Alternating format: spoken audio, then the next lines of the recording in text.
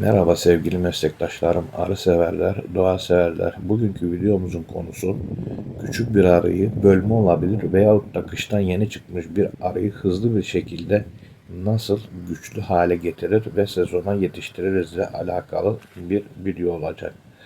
Bunu çeşitli sosyal medya platformlarından benden isteyen arkadaşlarım için seriye bağlayıp küçük küçük videolar halinde bu şekilde videoları da sunmaya devam edeceğim. Göründüğü gibi küçük bir koloni karşımızda. Bu hazır ana ile bölünmüş bir koloni. 13 Nisan'da ana arımızı verdik ve 15 Nisan'da ana arı salındı. Şimdi bu gördüğümüz çerçevede hafiften polen, hafiften az da olsa sulandırılmış balı ve arı bunu çok güzel temizlemiş. Yani yavru atmaya hazır hale getirmiş. Bu arada havada yurt genelinde ne kadar inişli çıkışlı olduğunu anlatmama gerek yok. Bu gördüğünüz yarıdan fazlası yani 2/3'ü kapalı ve tahtadan tahtaya diyebileceğimiz şekilde larva ve yumurta şeklinde, pupa şeklinde. Bu gördüğümüz yine aynı şekilde ve bunda sökülmeler başlamış. Özellikle orta kısımdan, yandan, sağdan yani arının larvası güzel bir şekilde sökülüyor. Bu da demek oluyor ki aramızın nüfusu nereden baksan 3 gün 4 gün sonra 5.000-6.000 tane yavru doğacak. Üçüncü çerçevemiz yine bir tarafı kapalı, bir tarafı larvalı ve günlük yumurtalı güzel bir tane çerçeve. Şu an öğle saatleri olduğu için arının yani tarlacıları dışarıda. İşte bu da sapsarı polen getirmiş bir tarlacı arımız. Yani aslında popülasyon size biraz zayıf gibi gelebilir ama pek de öyle değil. Çünkü arı öğlen saatleri ve çok güzel bir hava olduğu için şu an nektar toplamakla meşgul. Son çerçevenin arka bölümünü arı biraz bir temizlemiş gibi hafiften üst kenarlarda çok az da olsa biraz balı var. Şu tarafta polen blokesi gibi olmuş, polen toplamış. Bu da ana arımız. Gayet sağlıklı bir şekilde polenlerin üzerinde kendine yumurtlayacak yer arıyor. Tabii ki biz bu peteği yumurtlamasına izin vermeyip araya bir petek koyaraktan ona kendine bol bol yavru attırmasını sağlayacak taze ham petek değil kabarmış petek vereceğiz. Çünkü ben yaklaşık 10 çerçeveye kadar eğer mümkünse elimde kabarmış çerçeve varsaydı kesinlikle petek ördürmem. Ham petek ördürmem yani.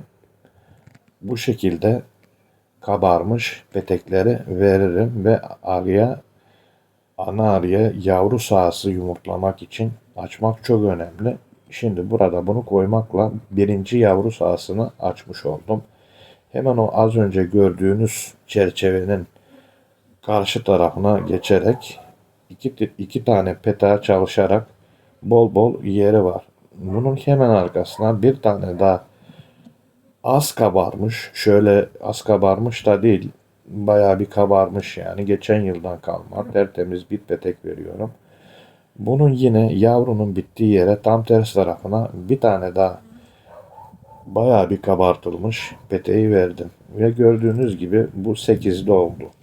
Dışarıdaki tarlacıyı düşünürsek 3 gün sonra da buraya en azından 6.000 tane yavrunun doğacağını düşünürsek bu arımız aşağı yukarı nereden baksanız bu petekleri rahatlıkla saracaktır. Evet, bu sarı kovanı hafızalarınıza kazıyın. Çünkü ilerleyen dönemlerde bununla ilgili çok tartışılan bir konunun üzerine parmak basacağız ve bunu ilerleyen dönemlerde sizinle birlikte paylaşacağız. Şimdi gelelim bu kovanımıza. Bu kovanımızda aşağı yukarı aynı bir şekilde birazcık daha popülasyonu fazla.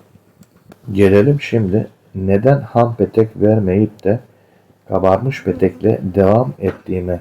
Ham petek vermek 3 çerçevelik 2 çerçevelik bir arıyı eğer o sezon içerisinde bu arıdan bir şey medet umuyorsak bal gibi bunu kesinlikle ham petek yerine en azından 8-10 çerçeveye gelene kadar kesinlikle ama kesinlikle eğer mümkünse elimizde varsaydı ham petek yerine kabarmış petekle gitmek çok çok daha iyi olacaktır ve koloninin hızını arttıracak. Eğer ki ham petekle devam ederseniz 3 çerçevelik bir arada bu çerçeve arının gelişmesini kesinlikle azaltacaktır. Çünkü ham petek her zaman küçük olan kolonileri yorar.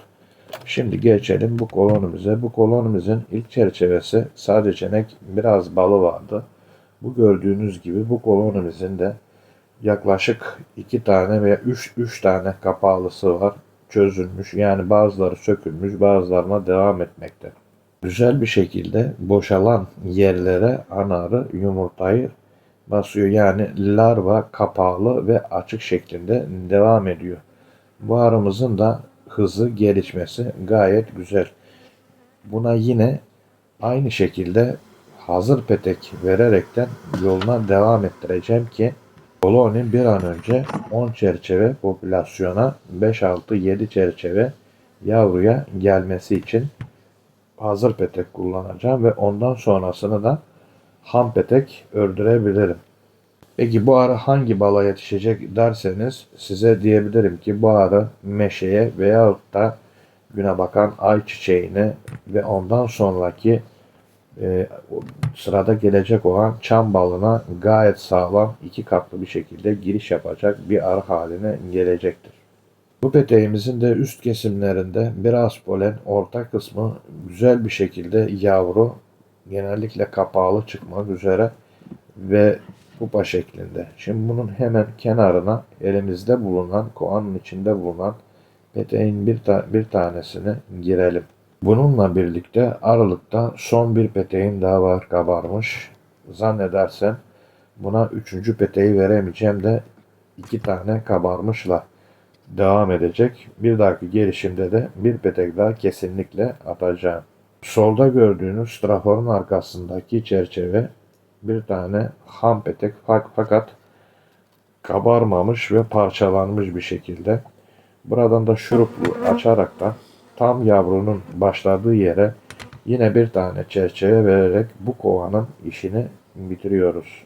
Ve hızlı bir şekilde gelişmesi için bu arımız ara ara şuruplanacak. Eğer ki buraya kadar izlemişseniz kanalıma abone olmayı, bildirim zilini açmayı, videolar beğenmeyi ve altına nokta dahi olsa bir yorum bırakmayı unutmayınız. Çünkü YouTube'un algoritması maalesef bu şekilde çalıştığı için daha çok kitleye ulaşmamı ve daha çok yeni arıcılığa başlamış arıcılara yardımcı olmamı sağlamamda sizin de çorbada tuzunuz bulunsun. Hoşça kalın, arılarla kalın, dost kalın.